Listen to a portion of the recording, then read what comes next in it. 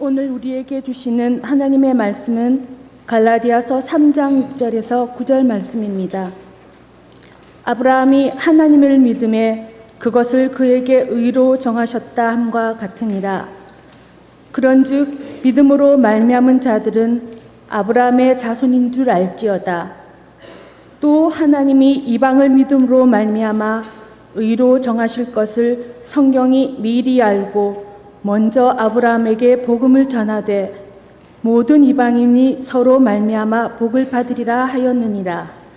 그러므로 믿음으로 말미암은 자는 믿음이 있는 아브라함과 함께 복을 받느니라. 이 말씀은 살아계신 하나님의 말씀입니다. 아멘.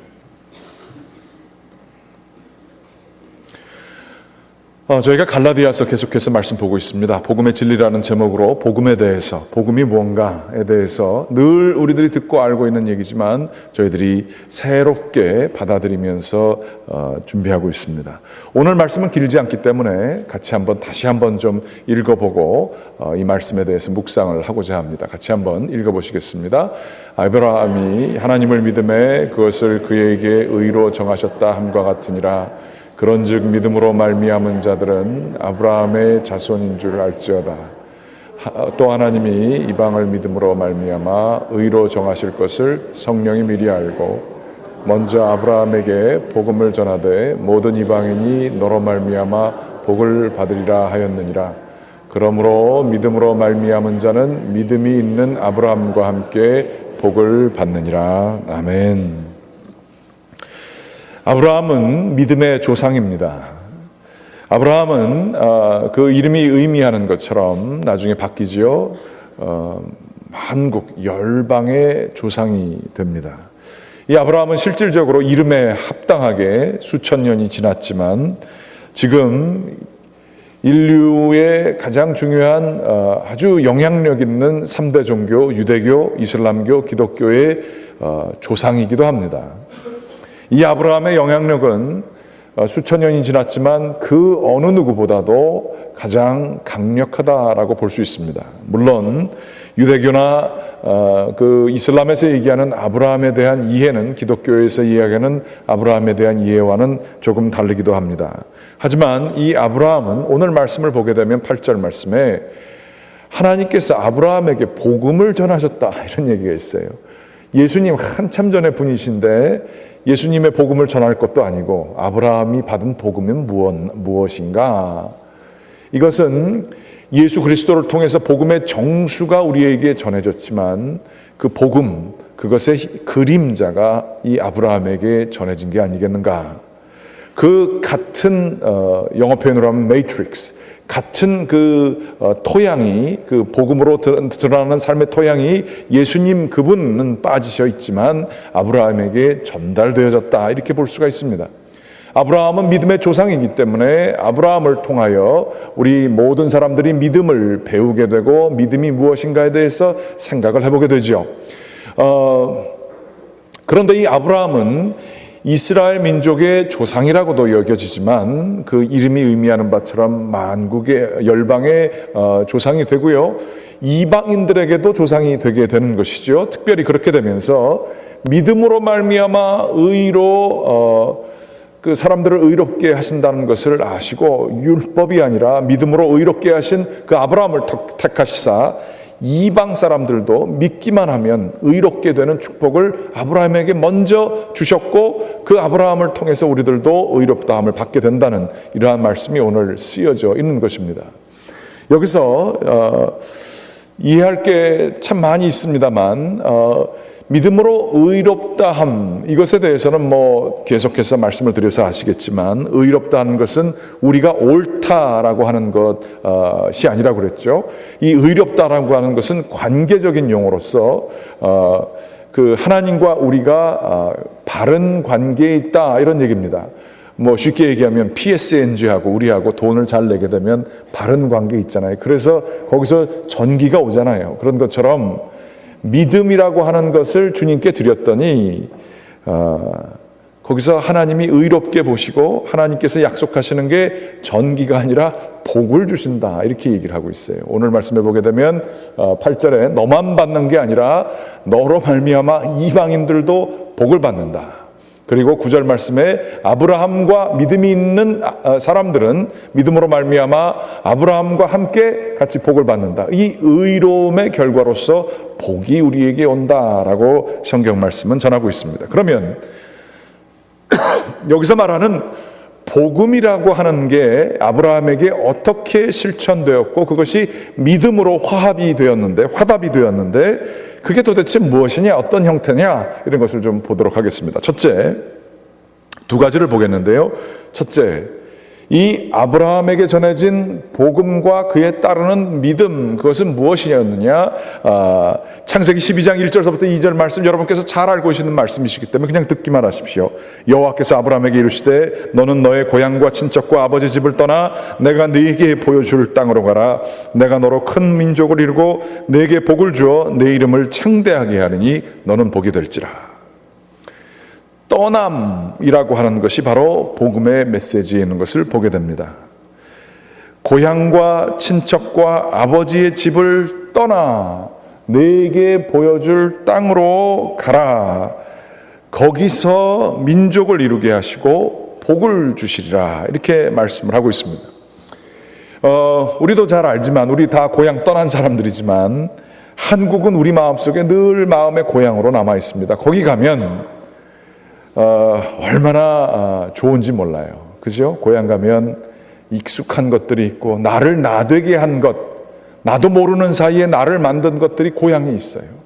사회적인 안전망이 있어요. 경제적인 안전망이 있어요. 우리 부모님이 살아왔던 그 족적이 거기 남아 있어요. 관계가 있어요. 그래서 내가 어디 가서 우리 부모님이나 내가 아는 사람을 이렇게 얘기를 하면 그냥 서로 통하게 되는 신용 증서가 있어요. 익숙한 것들이 있기 때문에 거기서 안락함을 느낄 수 있어요. 이 사회 경제적인 안정망, 이것이 바로 고향, 친척, 아버지 집이라고 볼 수가 있습니다. 제가 예전에 한국 가가지고 저희 부모님 집에서 유학 생활하다가 이렇게 여름이었어요. 그래서 한국 갔는데 꽁보리밥에 호박 잎을 삶아가지고 된장을 비벼가지고 먹었습니다. 야, 미국에선 그거 먹을 기회 별로 없잖아요. 호박잎을 삶고, 제가 또 이 얘기하면 또 만들어주시는 분이 또 계시고 그러십니다. 기대해봅니다. 보리밥하고 호박잎하고 된장을 이렇게 비벼서 먹고, 그때 또 저희 어머니께서 이렇게 좀 대나무로 된 이렇게 장판 같은 걸 마련하셨어요. 밥을 잘 먹고 냉수를 착 들이킨 다음에 거기에 대자로 한번 누워봤습니다. 야, 고향이 이런 거구나. 그런 생각을 하게 됐어요. 얼마나 이 온몸의 세포가 안락함을 느끼는지, 그 음식도 음식이지만 어머니와 아버지 집, 제가 자라난 집, 그리고 저의 어머님, 제가 알고 있는 친구들이 있는 곳에 와서 맛있는 것을, 저는 이게 먹는 게 있어야 이게 다 이렇게 느껴집니다. 이걸 착 느끼니까 얼마나 좋은지 몰라요. 그거예요. 그런데 거기를 떠나라고 하시는데, 그럼 떠나면 어디로 가라고 해야 될 거 아니에요. 그 대안이 있어야 될 거 아니에요. 대안이 아무것도 없어요. 그저 내가 지시할 땅, 주님의 입만 보고 가게끔 만들어 놨어요. 지시를 어떻게 해서 주소가 어떻게 되고, 요즘식으로 하면 GPS를 찍어 주셔야죠. 시간이 얼마 걸리고 어디 방향으로 어떻게 가야 되는지를 알려주셔야 되는데 그거 안 가르쳐 주시고 지시할 땅이라고 얘기하셨어요. 그 땅은 젖과 꿀이 흐르는 땅이기도 하였지만 그 땅의 참된 목적지는, 하나님께서 거기서 그렇게 얘기하시지 않으시지만 하나님의 말씀이 그 땅이셨습니다. 하나님의 약속이 아브라함에게는 생명이 나는 땅이었어요. 사회적 경제적 안정망과 그에게 편안함을 줄 수 있고 모든 그 위로를 줄 수 있는 곳은 하나님의 말씀, 약속, 언약, 이것들이었던 것을 볼 수가 있습니다.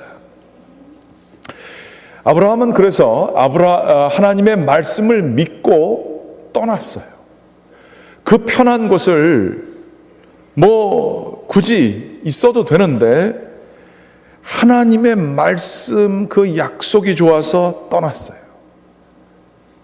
그게 구체적으로 뭔지는 몰라요. 그냥 복을 준다는데 그 복도 뭔지는 몰라요. 근데 떠났어요. 이 아브라함의 말씀, 하나님의 말씀에 의지해서 떠나는 행위는 이스라엘의 지금도 유대교의 핵심 근간을 이루는 사상입니다. 모세도 하나님의 말씀에 의해 그 힘들긴 하지만 그 애굽이라는 땅을 떠납니다. 말씀 때문에 떠납니다. 힘들고 어렵지만 그 희망을 쫓아, 약속을 쫓아 떠나게 되지요. 그리고 나서 이스라엘 땅에 사람들이 정착하게 되고요, 사람들이 말씀에 의지했던 유목민의 생활을 하다가 이스라엘에 정착하면서 농경민족으로 바뀌게 되고요, 그리고 말씀이 중심된 예루살렘 성전으로 들으면서 장소 중심의 그러한 삶으로 바뀌어지게 됩니다. 그런데 이게 송두리째 뽑아지는 경험이 바벨론 포로의 경험이었어요. 그러면서 거기에 최고 엘리트들, 그 사람들이 다 뽑혀가가지고 바벨론에서 지내게 되며, 이들은 그 민족적으로 지금도 영향력을 발휘하는 이스라엘 민족의 가장 큰 배움이 바벨론 포로 시기에 있게 되는 것이죠. 하나님은 장소에 국한되시는 분이 아니다. 하나님이 계시는 곳은 예루살렘 성전이 아니다. 하나님이 계시는 곳은 말씀 안에 계시다라는 것을 깨닫게 됐어요. 그러면서 장소에 상관없이 그 말씀만 붙들고 살려고 신명기를 재발견을 하면서, 신명기가 2세대에게 주어진 하나님의 말씀이 아니에요. 새롭게 주어진 하나님의 명령이라고요.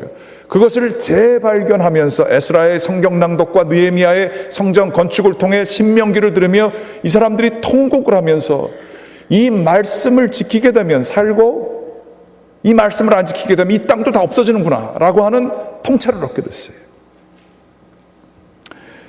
그러면서 이사야서의 말씀이 이 사람들의 지금도 모토에 남고 우리들도 고백하는 거예요. 이사야서 40장 8절 말씀, 푸른 마르고 꽃은 시드나 우리 하나님의 말씀은 영원히 서리라. 세상의 중심과 우리에게 진정으로 안정을 줄 수 있는 집은, 고향은, 아버지 집은 하나님의 말씀이다라는 얘기예요. 그래서 이스라엘 사람들은 지금도 집안의 문설주에다가 말씀을 걸어놓게 되고요. 또 이 사람들이 기도할 때마다 말씀을 팔에다 감고 머리에다 감고 그러면서 기도를 해요. 이 말씀의 중요성 때문에 이 사람들은 우리 한국 학교 하듯이 토라 학교를 하면서 그 말씀을 원어로 배우게 하고 그것을 토론시켜요. 그리고 아버지들이 자녀들에게 그 말씀을 가르쳐 줍니다. 가정끼리 모여서 그 말씀에 대한 토론들을 합니다. 가장 나이가 많은 사람들이 누가 돈 많이 벌었네, 누가 정치 어떻게 하네, 이러한 얘기도 하겠지만 그것보다 더 중요한 것은 성경에 관한 토론들을 서로 그 사람들이 합니다. 왜냐하면 이 사람들의 바벨론 포로 시절 이후에 가장 중요한 우리의 삶의 터전은 땅이 아니라, 눈에 보여지는 것들이 아니라 말씀임을 깨달았기 때문에 그렇습니다. 우리 한국 기독교인들도 이 말씀하면 뒤처지지 않는 사람들이죠. 하나님의 약속을 믿었어요. 열심히 기도해라, 하나님께서 들어주실 것이다. 그 약속을 믿고 기도하면 끝내주는 민족입니다. 말씀 성경 공부하면 하나님께서 우리와 가까이 되신다 해서 성경 공부들 열심히 했습니다.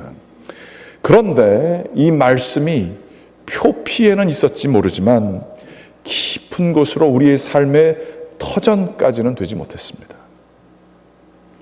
우리는 말씀을 믿으면 얻게 되는 부와 건강과 모든 것이 축복, 만사형통되게 되는 축복이 우리의 땅이기를 원했지, 말씀은 도구였던 것입니다. 기도를 해서 얻게 되는 그 결과가 중요했지, 기도 자체가 우리의 땅이 되지는 못했습니다. 그러나 유대인들은 그의 삶들을 통하여서 말씀 자체가 자신들의 국가이고 정체성이고 말씀 자체에 생명이 있음을 깨닫게 됐어요.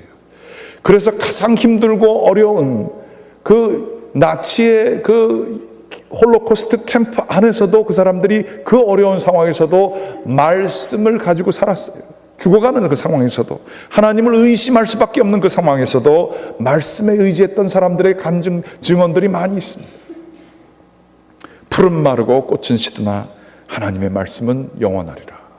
놀랍게도 이것이 쓰여질 때에 있었던 수많은 제국들이 있었습니다. 영원할 것 같았던 최고의 문명들, 보여지는 그러한 문명들이 있었어요.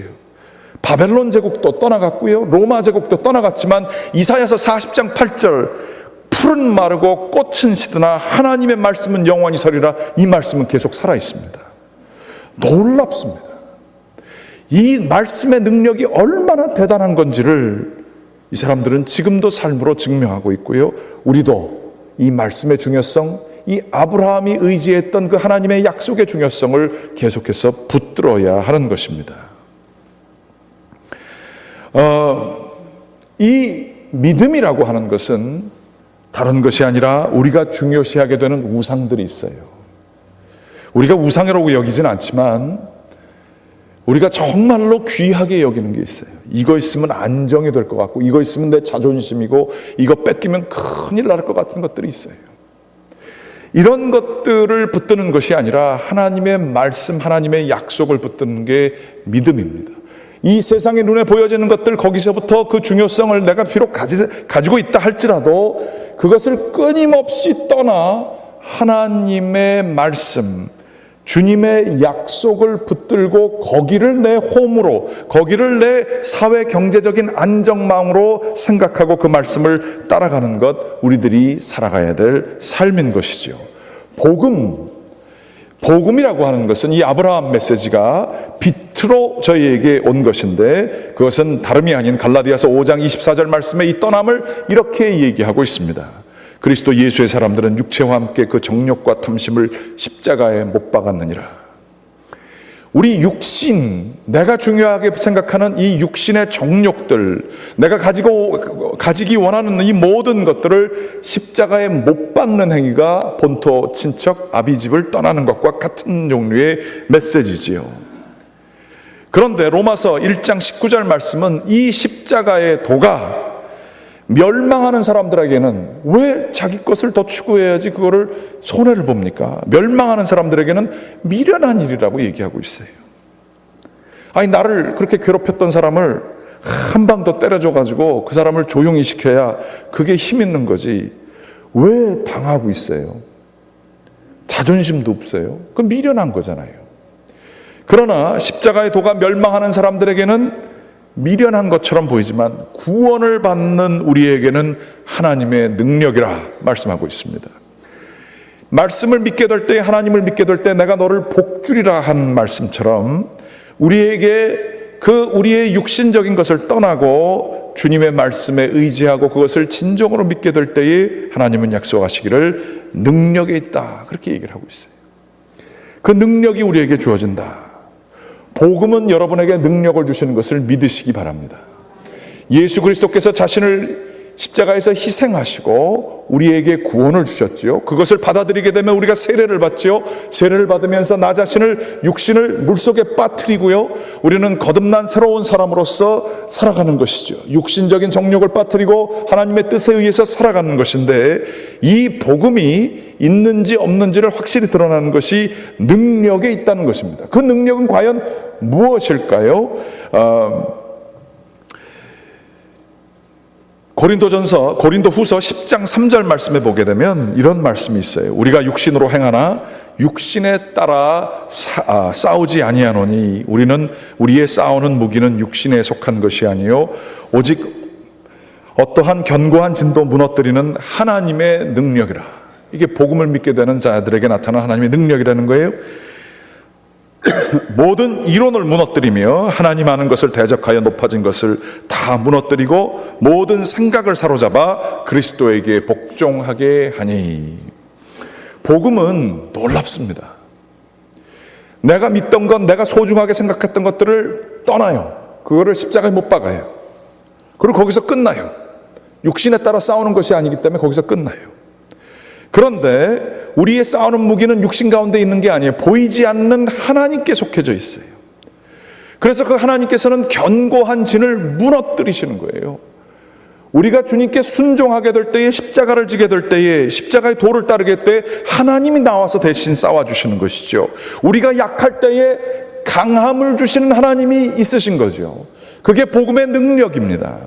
말하자면 초대 기독교 교인들이 그렇게 순교를 당했지만 기쁨으로 순교를 당했을 때 하나님께서는 더욱더 복음의 능력을 사람들에게 펼쳐주시는 걸 볼 수 있어요.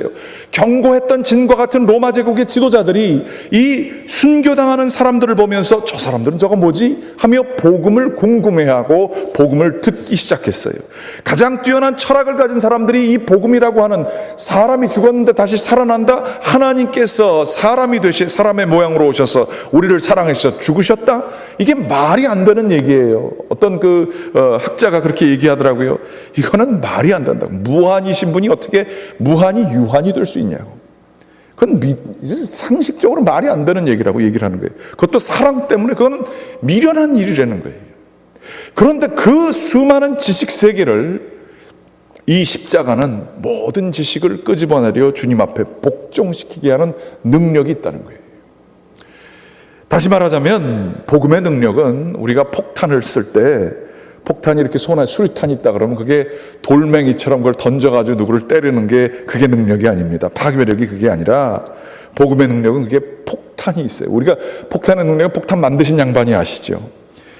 복음의 능력은 우리들이 순전하게 육신의 정욕을 주님 앞에 내려놓고 우리의 것을 떠나게 될 때에 그때에 이제 폭발력이 우리를 통해서 하나님이 드러내 주시는 게 복음의 능력입니다. 예수님의 죽음과 부활이 바로 그것을 의미하고요. 우리 삶 속에서도 경건의 모양은 있으나 경건의 능력이 없는 그 이유는 뭘까요? 십자가가 없어서 그래요. 주님 앞에서 떠남이 없어서 그렇습니다. 복음의 능력, 이게 기독교의 능력이고요. 교회의 능력입니다. 경건의 능력이 바로 이겁니다. 예수를 믿는다 하지만 복음을 들어야, 십자가 얘기를 좀 들어야 진짜 들은 것 같아서 십자가 얘기 듣고 싶다고 얘기하지만 십자가를 정작 지지는 않는 것이 저희들의 모습 아닙니까? 전 저 자신이 그래요. 십자가 맨날 설교하지만 내 자존심 건드리는 거 그렇게 싫어요. 내가 손해보는 건 그렇게 싫어요. 내가 정말로 내 것을 어떻게 하라도 손해보려고 하지 않으려고 하는 마음이 제 속에 너무 많이 자리 잡고 있는 거를 제가 너무 잘 알아요. 참는 게 얼마나 힘든지 알아요. 참았다가 이게 그냥 자아가 막 터져 나오게 되면 정말로 꼴불견이 없다 그러나요? 그렇습니다. 제가 잘 알아요. 그런데 그게 잘 안 돼요. 떠나질 못해요. 그래서 복음의 능력이 안 나타나는 일이 참 많아요. 예수를 믿지만 예수를 믿는 것에 따른 복음의 능력, 참된 기쁨 못 오시는 분 혹시 계십니까? 쉽습니다. 내가 믿는 것, 중요하게 생각한 것들을 떠나지 않으면 하나님이 주시는 능력이 드러나지 않습니다. 그거를 믿는 게 믿음입니다. 내 자신의 욕심을 떠나는 것, 그거를 떠나게 될 때 하나님께서 복을 주시리라 믿고 본토 아비친척 집을 떠나는 그 믿음이 믿음입니다. 이 믿음을 보고 하나님은 우리와 관계를 바로 맺으십니다. 의롭다, 너 괜찮다. 그리고 하나님께서는 복을 우리에게 이렇게 보내주시는 거예요. 그 능력이 중요합니다. 우리가 정말로 주님을 믿을 때에 그 어느 때보다도 십자가의 중요성, 주님 앞에서의 헌신의 중요성, 내 삶과 내 그 모든 것의 안전망 되시는 것은 하나님께서만이 생명을 가지고 계시고 하나님이 모든 것을 감당하신다는 그 믿음, 이게 지금 저희 교회도 그렇고 저 자신에게도 그렇고 여러분들에게도 그렇고 한국교회 모든 교회에 그 어느 때보다 필요한 말씀인 줄 믿습니다. 여러분의 문제, 걱정과 불안과 근심이 있으십니까? 본토 아비 친척 집을 떠나는 것처럼 그렇게 걱정하는 그 대상이 있을 거 아니에요. 그것을 주님께 맡기시기 바랍니다. 그것을 맡기고요, 어떻게 되더라도 하나님께서 잘해 주시겠지라고 하는 생각으로 거기를 떠나시고요, 그저 말씀으로 헌신하며 신실하게 순전하게 주님 앞으로 나오시게 되는 여러분 되시기를 주님의 이름으로 간절히 축원합니다. 그럴 때 하나님께서는 오늘 말씀 주신 것처럼 이 믿음으로 말미암아 삼는 사람은 오늘 9절 말씀에 있는 것처럼 하나님이 아브라함과 함께 너희에게 복을 주시리라. 구원의 능력, 복음의 능력을 주실 줄로 믿습니다. 두 번째는 아브라함에게 있는 그 놀라우신 복음이 전달돼서 그 사람이 믿음으로 살게 된 그 또 하나의 그 모습이 있는데, 그것은 바로 그 떠난 것이 첫 번째였다. 그러면 이게 마지막 떠난 거죠. 이 믿음의 모습이었죠. 이삭을 바친 거였습니다. 이삭이 누굽니까? 수십 년 동안 기다려왔던 아들입니다. 하나님이 살아계심을 증명하는 그러한 말씀, 그 결과입니다. 그가 이삭을 얻게 됐을 때 얼마나 그 기쁨이 많았겠습니까? 그런데 하나님께서 이삭을 바치라고 말씀을 하십니다.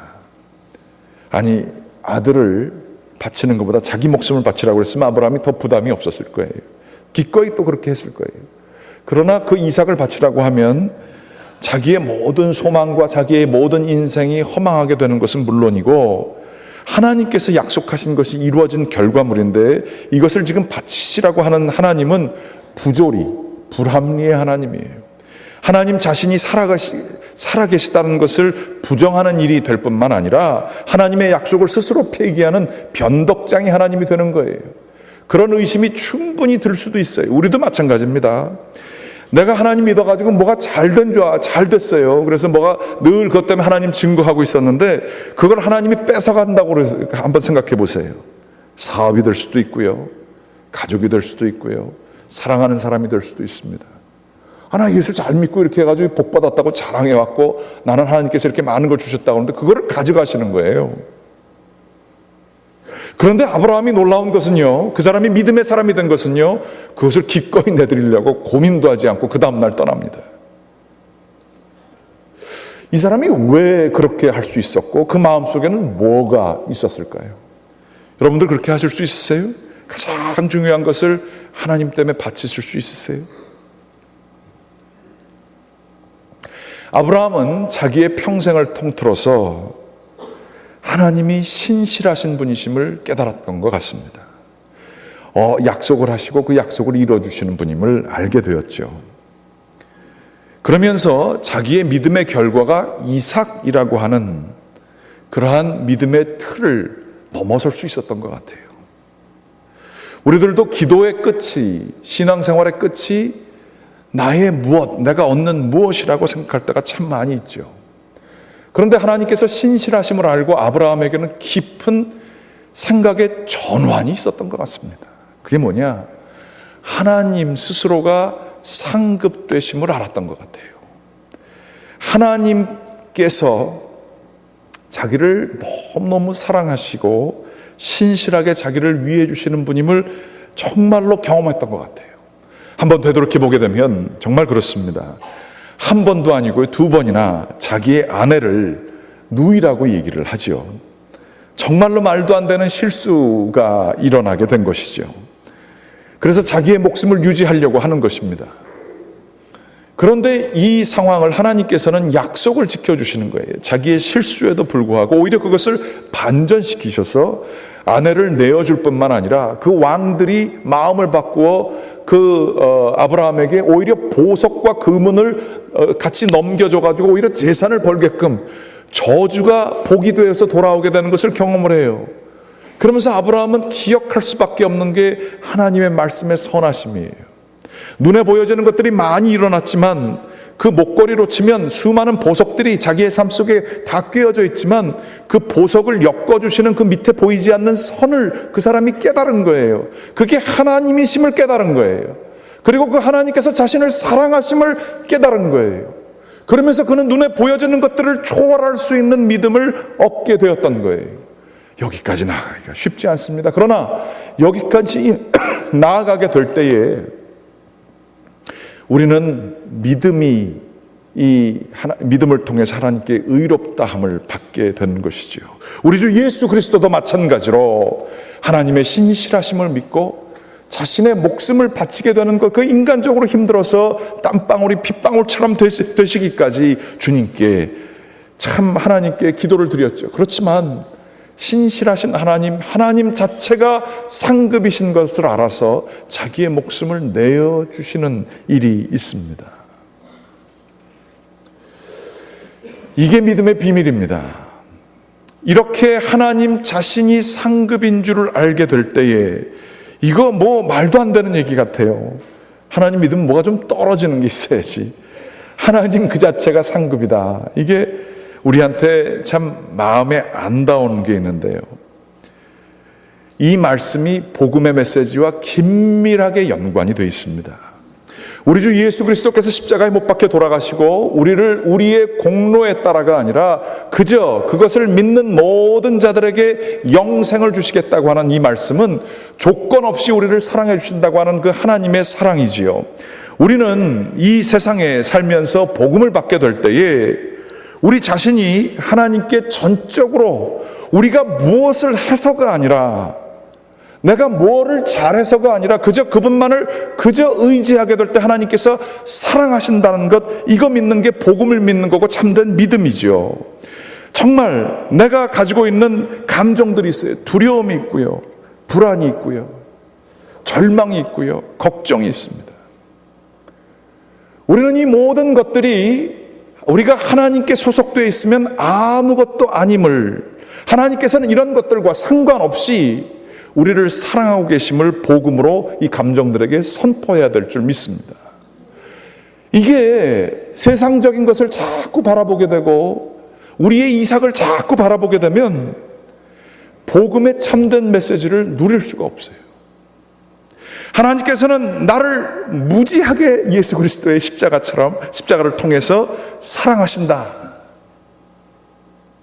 나의 퍼포먼스에 따라서 사랑하시는 게 아니라 나를 정말 사랑하신다. 이거를 믿는 게 복음을 믿는 겁니다. 그리스도 안에 있는 제가 어떤 일을 하더라도 당신이 저를 더 사랑하게 하시거나 덜 사랑하게 하실 수 없습니다. 라고 얘기를 하는 거예요. 하나님은 저를 이미 충분히 사랑하고 계십니다. 이게 복음을 믿는 거예요. 그것처럼 하나님께서 나를 그렇게 무조건적으로 사랑해 주시는 것처럼 나도 거기에 화답하며 어떠한 조건에 따라가 아니라 주님을 온전히 사랑하게 되는 것, 이게 복음에 대한 우리들의 믿음 화답이라고 볼 수가 있게 되는 것이지요. 하나님은 그런 걸 원하세요. 기독교 신앙의 참된 그 골은 바로 거기 있습니다. 하나님, 당신 한 분이면 충분합니다.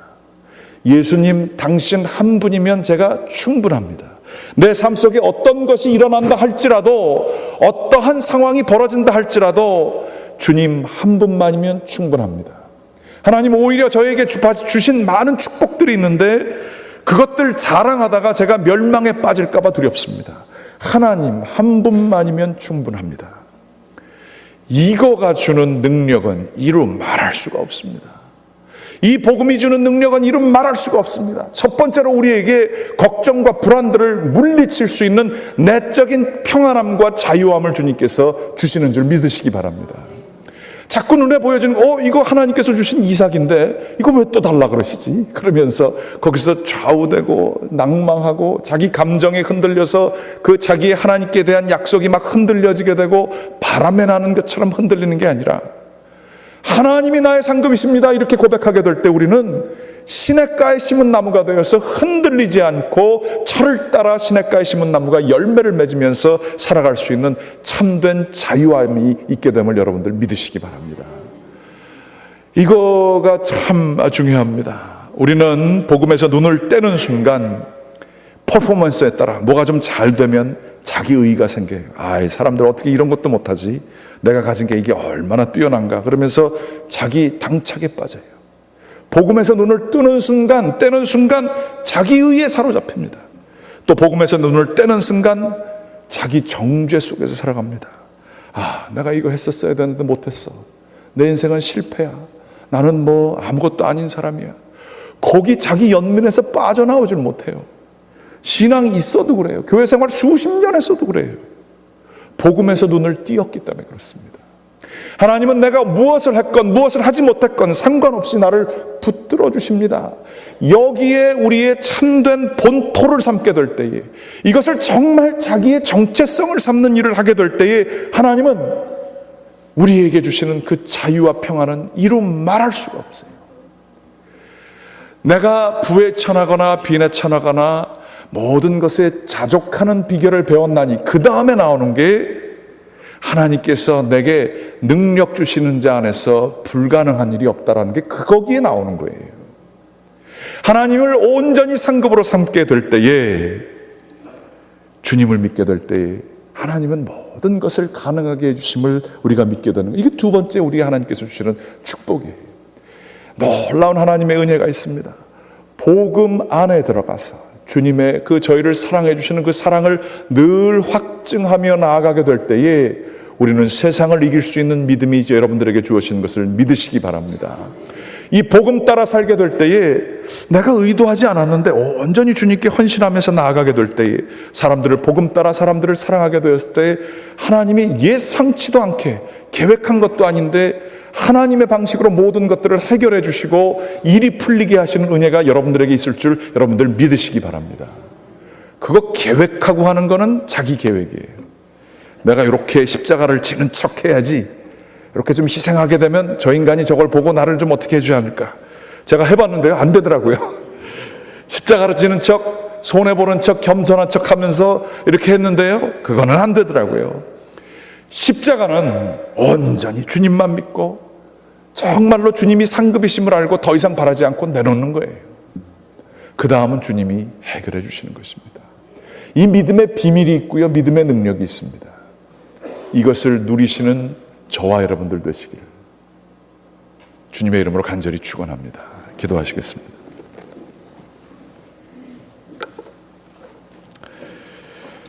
하나님, 저희가 참 연약합니다. 참 연약합니다.